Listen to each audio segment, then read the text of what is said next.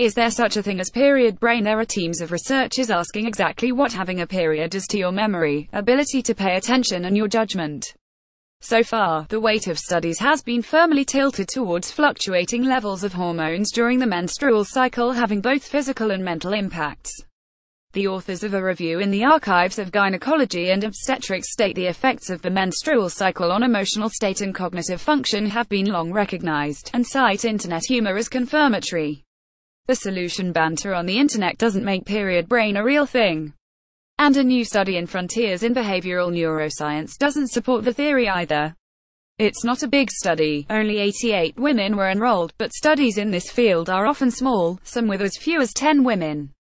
These women had their levels of estrogen, progesterone and testosterone measured and analyzed for any association with how they performed in tests of cognitive function at different times in the menstrual cycle. They then went through the same tests again for a second consecutive month. There was an association found in the first round of tests between the memory we use for reasoning and to make decisions, working memory, and levels of progesterone, but this was not found in the second cycle. Brigitte Lieners, a professor of reproductive endocrinology at the University Hospital in Zurich, is clear that there was no association found between hormone levels and how well the women did in their cognitive tests. The study did not investigate if women feel mentally below par due to having stomach cramps or feeling tired. This was simply about hormones.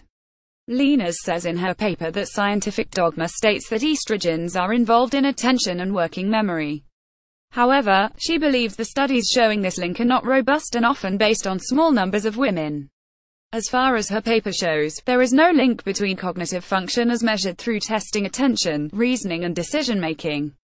Lieners does say that there may be some individual sensitivities to hormone levels, which her study might not have picked up.